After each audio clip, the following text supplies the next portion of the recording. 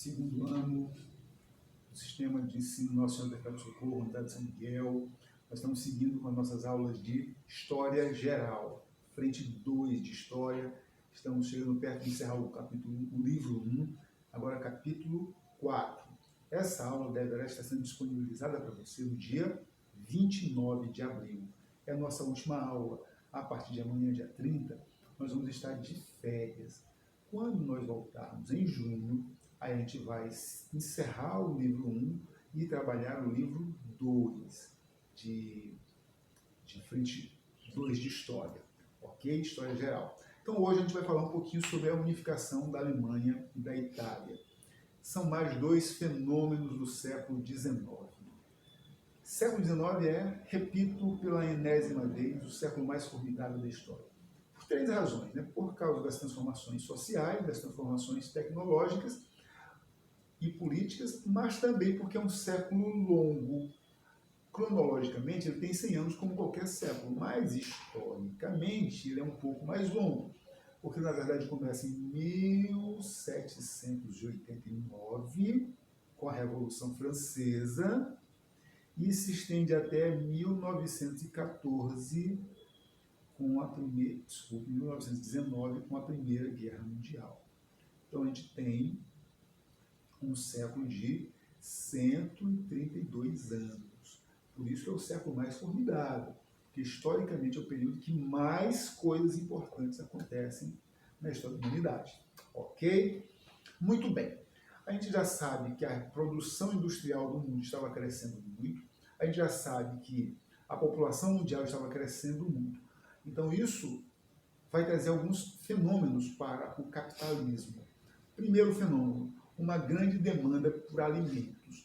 Alimento é básico, gente, alimento é básico. Aliás, uma das coisas que talvez expliquem a possível recuperação da economia brasileira depois dessa crise do coronavírus, seja justamente a sua base ser ainda de produção de alimentos. Porque muita gente vai ficar algum tempo sem comprar carro, sem comprar computadores novos, sem comprar sapatos novos. Mas pouca gente vai ficar sem comprar comida. E o Brasil é um país que basicamente vende comida. Ok. Então, havia necessidade imensa de produção de alimentos. Havia uma necessidade imensa de produção de matérias-primas. E aí a gente começa a ter problemas. Para produzir alimentos e produzir matérias-primas, os dois casos, você precisa de uma base territorial. Não se produz alimento em cima de um prato. Não se produz alimento dentro da panela no fogão. Alimento se produz em campos extensos. E para que o alimento tenha valor comercial, ou seja, ele consiga produzir lucro e chegar até as pessoas sem criar grandes problemas, esses alimentos precisam ser produzidos em larga escala. Ou seja, você precisa da figura do latifúndio. Quanto maior a terra, quanto maior a quantidade de produção, menor será o seu custo unitário. Okay. Para produzir matérias-primas, a mesma coisa. Sejam matérias-primas agrícolas ou sejam matérias-primas minerais. Você precisa controlar uma imensa quantidade de território. E aí é que entra o fenômeno da unificação da Itália e da Alemanha.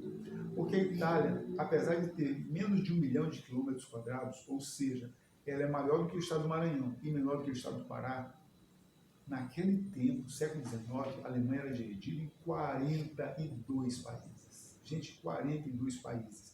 Alguns deles falavam até idiomas diferentes. E a maior parte era inimigo entre si, viviam em guerra uns contra os outros. Era uma situação complicadíssima. Você que gosta de futebol pode perceber isso, por exemplo, na Bundesliga, que é o campeonato alemão de futebol. Os times levam o nome das suas cidades. A imensa maioria dos times do futebol alemão leva o nome das suas cidades.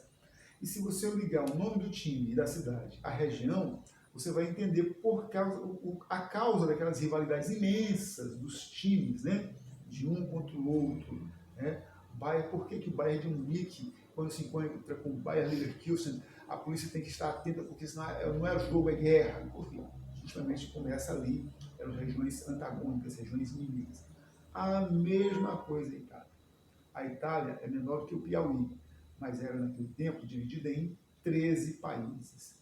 Destes 13 países, 7 países tinham reis ou marqueses ou governantes nomeados pelo Papa.